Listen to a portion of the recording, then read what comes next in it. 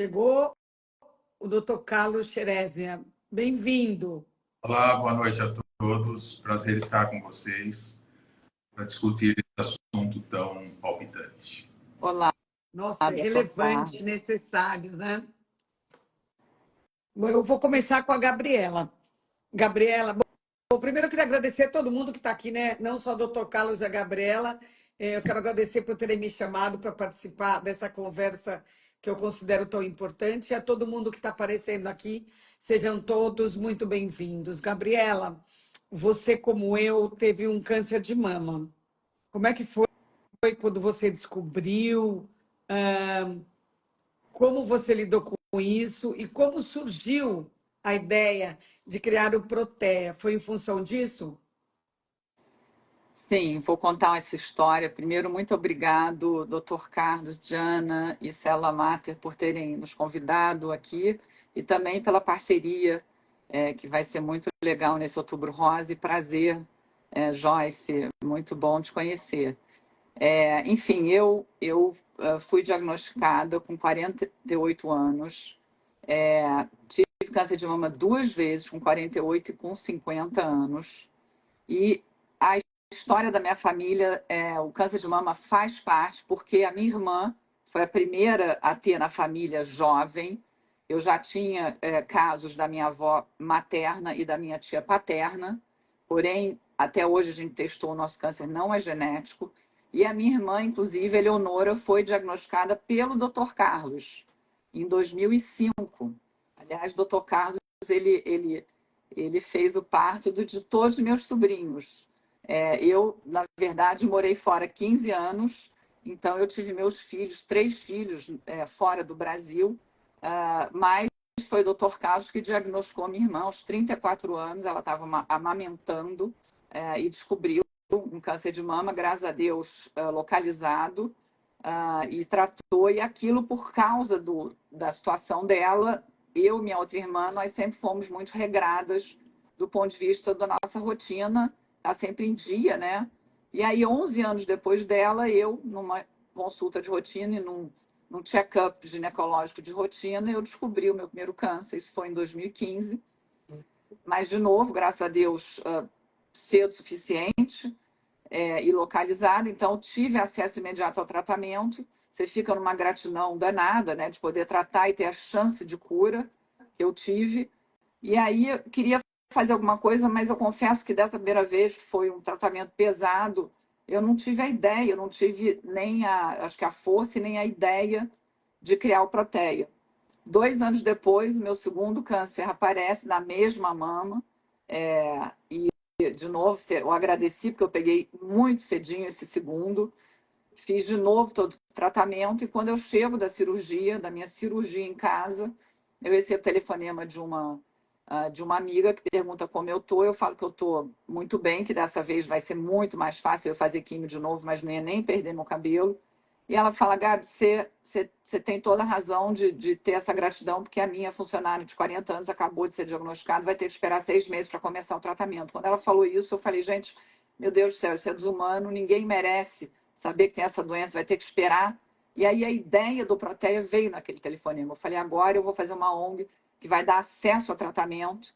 Como a ideia veio ali, eu falei: a gente vai fazer parceria com hospitais filantrópicos ou privados que tratam o paciente do SUS, e a gente vai viabilizar a esse hospital a tratar mais pacientes, custeando o tratamento, uma parte do tratamento que o SUS não paga, a gente paga, e com isso o hospital pode tratar mais pacientes. Então, isso que é o Protea, e que eu digo, o meu segundo câncer foi em 2017, então eu já tenho 7 anos em remissão, e o Protea virou assim, a minha maior felicidade, e a gente já beneficiou mais de 1.800 mulheres com tratamento completo na nossa parceria com Santa Marcelina, que a gente tem desde 2018.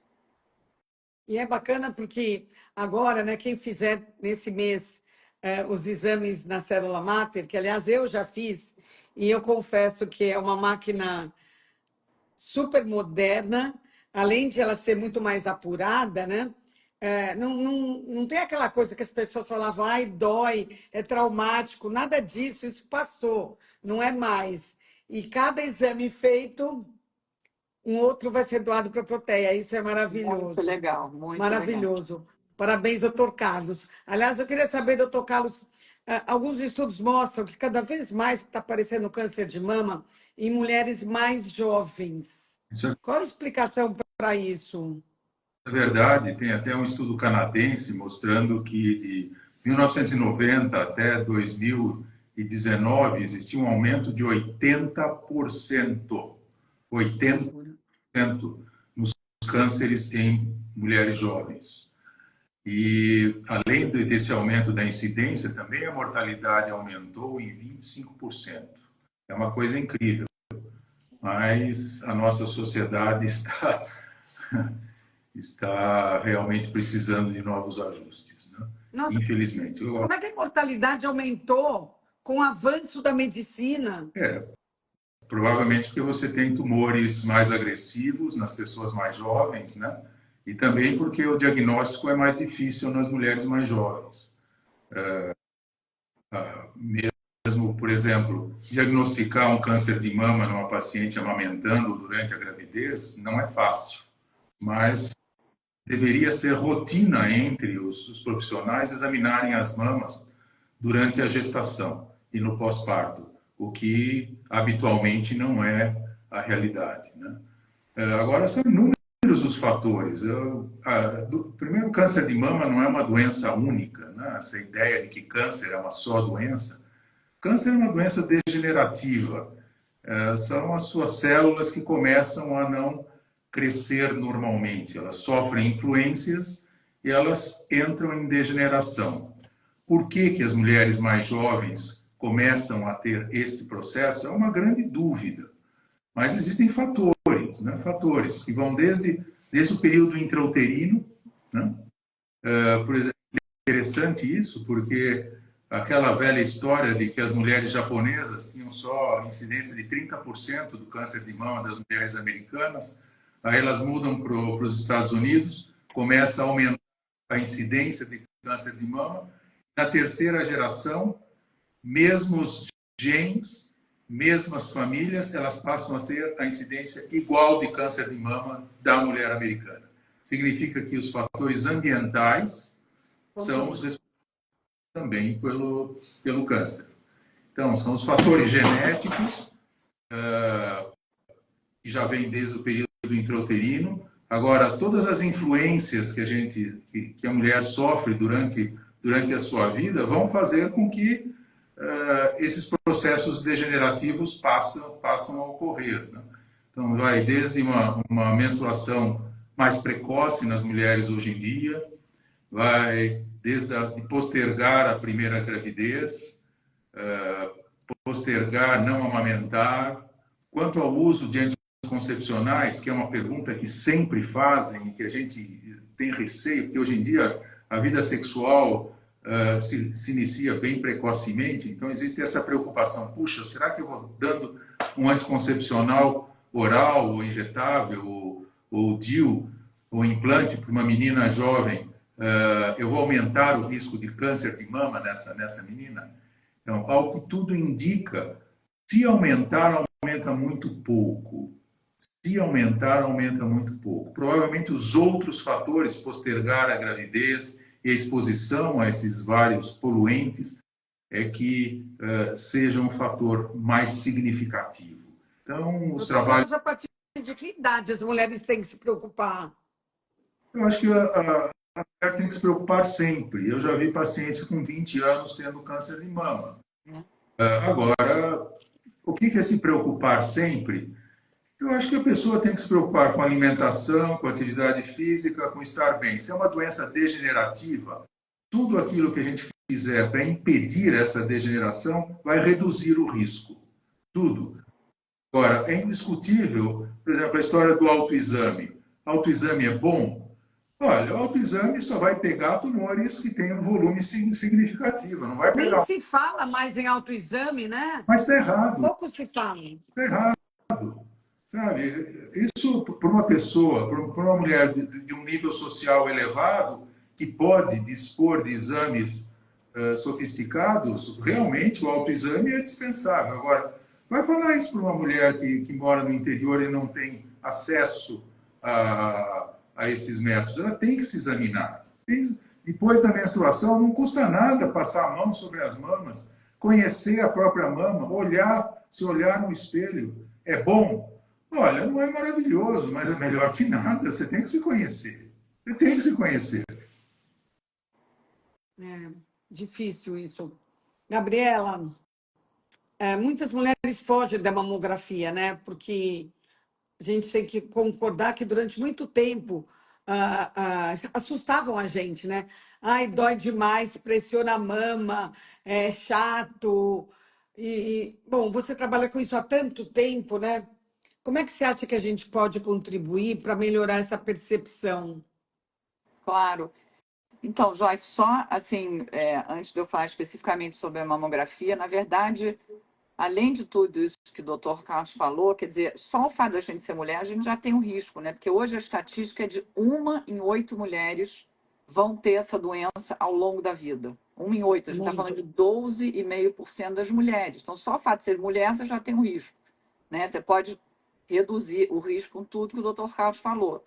Agora, a Como que você triste descobriu o seu? Gabriela, como você descobriu o seu, porque eu fazia meu seu câncer de exame mama? de rotina. Por causa da Tá, minha irmã, que tinha tido aos 34 anos, sim, diagnosticada pelo Dr. Carlos, eu e minha outra irmã, você a gente era falou. regrada, né?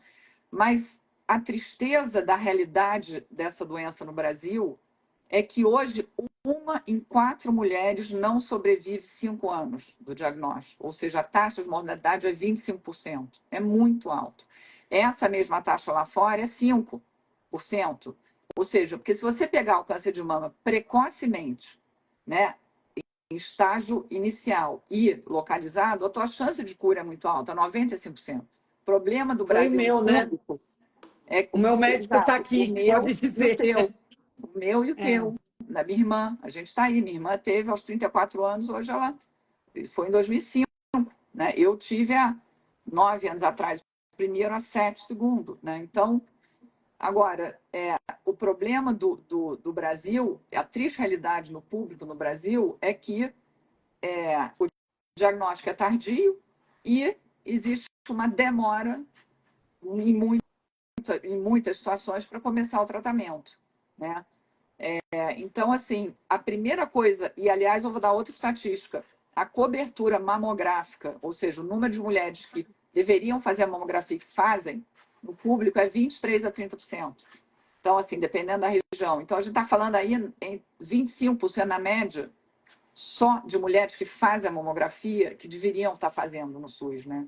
Então, assim, o nosso trabalho, obviamente, é de cada vez mais conscientizar, o Proteve ficando cada vez mais conhecido pelo próprio network das pacientes que a gente trata, que a gente viabiliza o hospital a tratar, que não estariam sendo tratadas, para elas estarem em dia com seus exames. A coisa principal é a mulher saber que 1 vez por ano ela tem que fazer uma rotina de check-up ginecológico.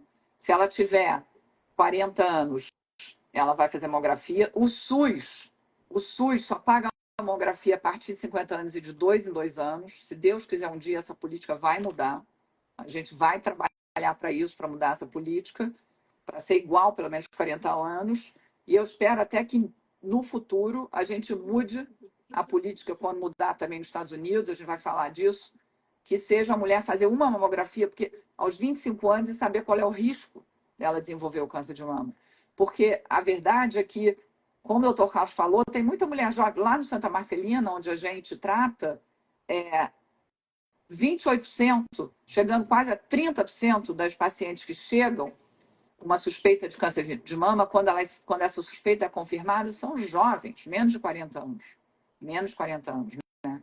Então, eu acho que a conscientização é a primeira coisa, e você está sempre, né, uma mulher falar para outra, saber que no mesmo mês, eu falo para as mulheres, eu falo, gente, no mês do aniversário, se dê um presente, vai fazer a mamografia, vai fazer outros exames de rotina. Quando você não tem ainda 40 anos ou 50 anos, você pode fazer outro exame, é o exame clínico do médico, né, eventualmente um ultrassom, mas não pode passar 1, 2, 3 anos sem fazer exame. Com certeza. Doutor Carlos, como é que a tecnologia está ajudando a detecção precoce do câncer de mama? Porque além de mamografia e ultrassonografia, tem outros exames hoje em dia, né? Sim, os mamógrafos estão melhorando de qualidade, né? Então as imagens são muito superiores do que eram na minha época, né? Na minha época de receber, a diferença é brutal. Então, hoje em dia essas imagens elas podem ser avaliadas também por inteligência artificial, que tira um pouquinho o erro humano. A ultrassonografia já é um exame muito operador dependente, depende muito de quem faz. A mamografia, você tira a imagem e ela pode ser vista na Índia, em qualquer outro lugar. O ultrassom não, o ultrassom depende, é muito operador, depende de quem faz, o que é difícil. É muito, O ultrassom de mama muito importante quem faz, né? é muito importante quem faz. E aqui eu assinalo porque algumas vezes a gente tem pacientes que fazem o ultrassom de mama, não tem nada, não tem nada, fez o ultrassom, não tem nada, e infelizmente elas vêm 6 meses depois ou 3 meses depois com algum nódulo já significativo. Então, cuidado com a interpretação do resultado do exame. Quanto a métodos mais recentes, quer dizer, você tem a ressonância magnética, né? Que é um outro exame, não é tão recente, mas que vai avaliar a atividade biológica. Quer dizer, o ultrassom vê a estrutura, a mamografia vê a presença de microcalcificações, vê irregularidades na estrutura mamária também. A ressonância vê a atividade biológica da mama. Então, e o tumor caracteristicamente tem uma atividade biológica maior. Então, você pode encontrar essas lesões através da ressonância. E hoje começa a existir em vários serviços a ressonância magnética rápida, que é um exame que é feito, que dura 3 a 7 minutos, é rapidinho, e você injeta o contraste, e rapidamente você tem a imagem, e que vai rastrear bem, principalmente as mulheres jovens com aquela mama muito densa, que é mais difícil de ser diagnosticada pela mamografia ou pelo ultrassom. Então, esses provavelmente será um exame que deverá entrar mais na rotina da avaliação de algumas mulheres, principalmente aquelas que têm um risco aumentado. E existem ainda outras coisas que estão entrando, que vão aparecer, como o diagnóstico de câncer pelo DNA cell-free, quer dizer, são as células, o DNA das células neoplásicas, das células tumorais que estão na circulação do indivíduo. Então, hoje em dia já se começa a fazer seguimento das mulheres tratadas com câncer de mama, se dosando, se verificando a presença deste DNA de células tumorais no sangue periférico dessas mulheres para saber o risco que elas têm de vir a ter recidiva. Provavelmente este método servirá também para o diagnóstico precoce de lesões mamárias. Então, a gente, num futuro breve, acredito que deverá ter metodologias muito mais sofisticadas para diagnosticar precocemente os tumores. Gabriela, o doutor Carlos já citou aí inteligência artificial na avaliação dos exames para a detecção do câncer de mama. Como é que a inteligência artificial pode ajudar nisso? Já está funcionando? Então, a gente está trazendo, na verdade, uma tecnologia nova nos Estados Unidos, que ainda, inclusive, não existe, ela vai ser aprovada ainda pelo FDA, mas ela nasceu de um projeto de pesquisa entre o MGH, que é o Mass General Hospital, e o MIT, e foi desenvolvida pela chefe de radiologia de mama do MGH, né, o Hospital Mass General, e a chefe da ciência da computação do MIT, que teve câncer de mama e foi diagnosticada pela doutora Constance Lehman, que é essa médica incrível, radiologista do MGH, e elas desenvolveram essa tecnologia que é basicamente de inteligência artificial, que vê uma mamografia, lê uma mamografia e diz qual é o risco da mulher de ter câncer de mama em até 5 anos, né? Então, a visão da doutora Constance Lehman é que o paradigma de rastreamento do câncer de mama, ele deveria e deverá mudar de ser baseado em idade, como é hoje no mundo, 40 anos nos Estados Unidos, em algum país da Europa, inclusive 50 anos, no Brasil 50 anos, a primeira mamografia, para ser baseado em risco. Né? Então, independente da tua idade, independente do teu histórico, você aos 25 anos faz uma mamografia e você vai saber o teu risco. Você tem alto risco, você tem médio risco, você tem baixo risco. Se você tiver alto risco, você vai ter um tipo de rastreamento que é diferente de quem tem baixo risco. Quem tem baixo risco volta para fazer a sua próxima segunda mamografia aos 40 anos. Né? Então, essa tecnologia a gente trouxe, validamos a tecnologia na população brasileira no Hospital do Amor, né, em Barretos, e aí agora estamos implementando essa tecnologia no Hospital Santa Marcelina. Conseguimos, inclusive, uma doação do mamógrafo digital, que na época não tinha no Santa Marcelina. Conseguimos a doação da GE. E aí nós vamos coletar os dados, nós vamos justamente começar a mudar o rastreamento das mulheres de alto risco e realmente para detectar mais precocemente quando tiver um diagnóstico de câncer. Então, assim, o nosso sonho grande é, de fato, ter esses dados em até 3 anos, a gente tem 1 ano dessa implementação, para poder, uma hora que essa tecnologia estiver aprovada pelo FDA, que não deve demorar tanto, a gente poder trazer isso para o Brasil e para o SUS.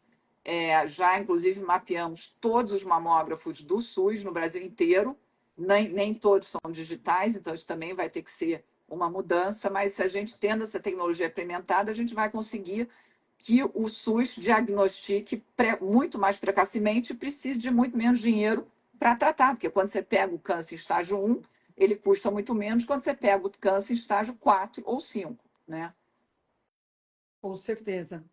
Doutor Carlos, muito se fala, principalmente mulheres a partir dos 40, 45 anos, sobre reposição hormonal. É a conversa de todos os grupos femininos dos quais eu participo aqui no WhatsApp. Muito se fala sobre isso. Tem também uma lenda, uma história, uma realidade, é isso que eu pergunto para você. Isso aumenta o risco de câncer de mama, a reposição hormonal? Olha, a medicina é muito cíclica, né? Na medicina não existem verdades verdadeiras, existem algumas verdades hoje que vão ser desmentidas amanhã e vice-versa. Então, nos anos 90, se fez um grande trabalho nos Estados Unidos, o Women's Health Initiative, em que se colocou mais ou menos no início, eram de praticamente 50 mil mulheres, se dividiu, no final sobraram 4.800, mais ou menos, num grupo que usava medicação hormonal, um grupo que usava medicação que era de estrogênio e um derivado de progesterona, e um grupo que usava só progesterona e um grupo que não usava nada. E se fez as comparações do risco de câncer de mama. E se viu que a medicação hormonal, principalmente a associação de estrogênio com progesterona, aumentavam o risco de câncer de mama.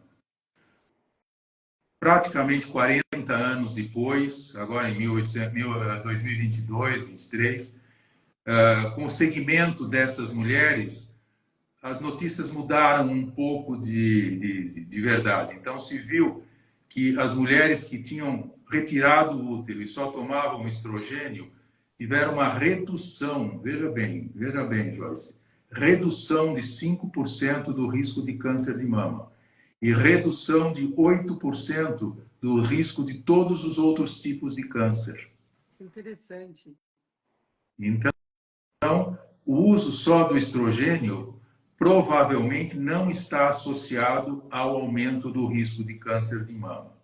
A associação entre estrogênio e derivados da progesterona, este sim está associado a um aumento de risco. Então, hoje em dia, a reposição deve ser feita basicamente com estrogênio e o uso de progesterona natural para contrabalançar o efeito do estrogênio. Desta forma, provavelmente, até hoje, com o que se conhece hoje, não estamos aumentando o risco do câncer de mama. Estaremos beneficiando a mulher nos anos do porvir. Fizeram só uma pergunta, deixa eu só responder uma pergunta que fizeram, e foi sobre se a irradiação aumenta o risco de câncer de mama. Indiscutivelmente, qualquer radiação ionizante, ela interfere com o DNA da célula e aumenta o risco, qualquer uma delas. Tomografias, mesmo a história da mamografia antiga de repetição, as mulheres que tiveram câncer de tireoide, iodo radioativo, os linfomas, qualquer tipo de radiação aumenta o risco de câncer de mama. E os testes genéticos, eles auxiliam mesmo? Então, Então, eles funcionam para detecção? para detecção, não. Eles servem como orientadores do que fazer. Então, por exemplo, os testes genéticos, o câncer de mama, 15% só é de origem genética, pelo menos pelos estudos que a gente tem até hoje, né? À medida que os anos vão passando, você vai identificando outros genes que são responsáveis pelo aumento de risco de câncer de mama. Mas só na população geral, hoje em dia, ao redor de 15%.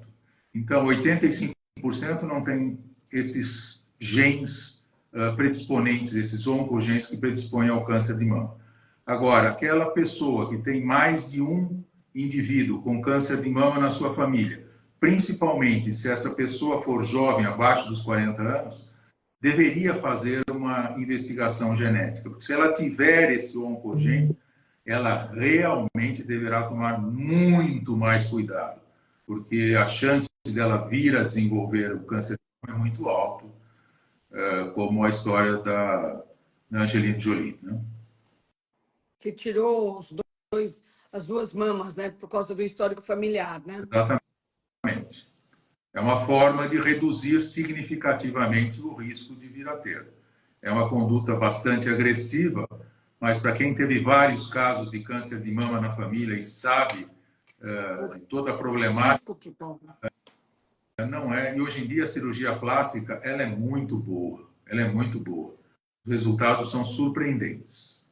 Só Joyce, para dar um exemplo, você vê, a minha irmã teve aos 34 anos, eu tive 11 anos depois dela, inclusive o nosso câncer, os dois eram HER2 positivo, que é o mesmo tipo, e a gente fez o teste genético quando ela teve dois genes, que são os mais comuns, que é o 2. Hoje, é mais de 5 em 5 anos esse teste, porque a gente tem uma outra irmã que não teve, e então a gente faz por causa da outra irmã, que não teve, e por isso ela não fez nenhuma cirurgia preventiva, ao passo que eu e minha irmã, nós duas retiramos as duas mamas. E só para você ter uma ideia, hoje tem um painel de genes de mais de 120 genes. Quer dizer, num espaço de 15 anos foram de 2 para mais de 120 genes, né? Doutor Carlos, tem uma pergunta aqui, da Bruna. Ela pergunta se carne vermelha e bebida alcoólica aumentam o risco de câncer de mama. Sim, a bebida alcoólica parece que sim. Os estudos mostram que realmente aumenta o risco de câncer de mama. Quanto à carne vermelha, existe muita discussão, mas os últimos trabalhos dizem que não. É possível que o que exista é que os indivíduos que lidam com gado, para aumentar o peso da carne, eles deem hormônios, né? abate. Isso é principalmente válido em frangos, né? O frango ele recebe muitos hormônios antes do abate. Então, o aumento de risco está relacionado ao que tem atrás da carne, né? Não a carne específica, né? Então, esse é um grande problema, né? A gente acaba comendo todas as coisas, infelizmente, poluídas, né? A história dos microplásticos, a história da água exposta, essas garrafas PET expostas ao sol, esses bisfenóis. Infelizmente, a gente está entrando num momento muito difícil para a espécie humana, né? A natureza toda poluída, toda contaminada, fora esse fogo horrível, coisa horrível. Gabriela, como que a gente pode, desde o começo eu queria te perguntar isso, como a gente pode fazer para ajudar o Protea a colaborar? Qual é o caminho? Então, a gente muito doadores, né? No fundo, a gente precisa de captar para a gente poder dar acesso ao tratamento a cada vez mais mulheres. Só para dar assim, um número para vocês, hoje no Santa Marcelina, o custo por proteia de uma mulher é R$30 mil, que a gente banca ao longo de 11 meses, que é a média de quanto tempo a mulher fica lá em tratamento. Isso é para cirurgia, quimio e rádio. A gente paga 2/3 do custo do tratamento e o SUS paga 1/3. E de onde vem esse dinheiro? São doadores, pessoas físicas. Para isso, a gente tem no nosso site uma plataforma que você pode virar doador e pode... Assim, o nosso sonho é virar um Médicos Sem Fronteira do câncer de mama, que é muita gente que pode doar aquele mesmo que seja um pouquinho, né? Começa em R$10 por mês e o Médicos Sem Fronteira é a ONG que mais capta no Brasil. São mais 600 mil brasileiros que doam. Eu colaboro. É isso. E também a gente faz muita parceria no ano também, mas principalmente em Outubro Rosa, com uma parceria com a Célula Mater, que a gente vai fazer, que a Célula Mater vai doar toda a mamografia que for feita em Outubro Rosa, a Célula Mater vai doar o equivalente a esta mamografia para o Proteia. Isso é muito então, bonito, também, gostei muito disso. É incrível, fantástico. Então, assim, a gente também vai diminuir o nosso custo, porque a gente também paga exames da linha de cuidado para as pacientes no Santa Marcelina. A gente tem hoje uma parceria no Santa Marcelina, em São Paulo, a gente tem uma segunda parceria em Salvador com o Hospital Aristide Maltês, que é um hospital filantrópico.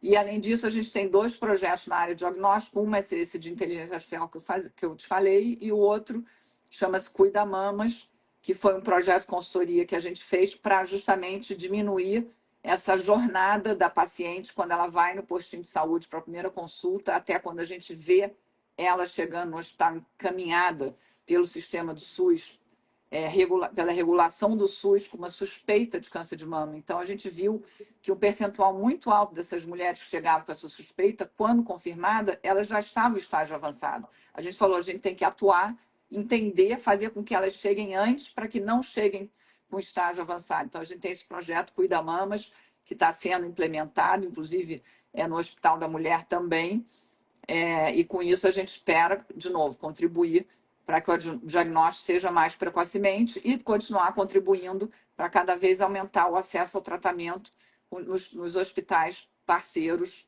como eu falei aqui em São Paulo, no Santa Marcelina. Doutor Carlos, eu gostaria de falar mais alguma coisa que a gente não perguntou? Tem então, muitas perguntas a respeito de alimentação, né? O álcool é uma delas, né? O cigarro, outra, né? Mas alimentação com alimentos gordurosos, por exemplo, se isso aumenta realmente o risco de câncer de mama ou não. Parece que alimentos mais gordurosos, na pós-menopausa, aumenta o risco de câncer de mama, na pré-menopausa, bem discutível. A mesma coisa em relação à perda de peso. A perda de peso na pós-menopausa reduz o risco de câncer de mama, na pré-menopausa, muito discutível. Então, esses são aspectos importantes. A mulher tem que se cuidar. E o exercício físico nisso tudo? Fundamental. O exercício físico faz parte do bem-estar. Então, como eu salientei no início, eu acredito que o câncer seja uma doença degenerativa. A gente precisa cuidar do corpo inteiro. Quando eu digo do corpo inteiro, eu estou dizendo também dos aspectos psicológicos. Eu, hoje em dia, estou há mais de 50 anos na medicina, eu não tenho nenhuma dúvida que a depressão, a ansiedade ou o estresse exagerado aumentam o risco de câncer por causa da diminuição da resposta imune. Sabe?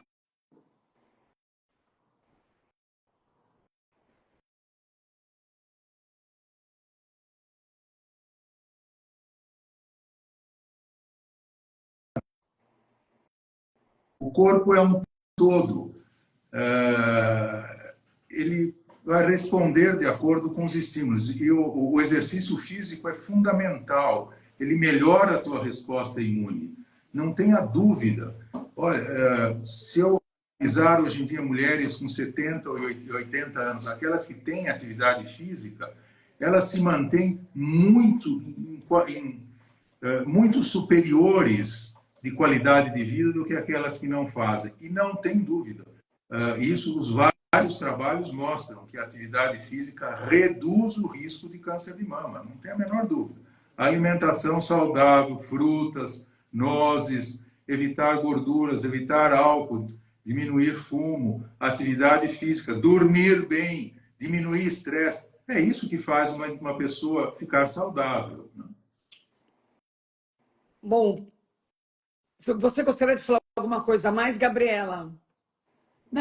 Não, acho que eu só queria agradecer de novo. Foi um prazer poder estar aqui, dividir, Muito né, com bom, você, Joyce, com o Dr. Carlos, muito bom. e agradecer mais uma vez essa parceria da Célula Mater, que com certeza vai nos ajudar a fazer cada vez mais o bem.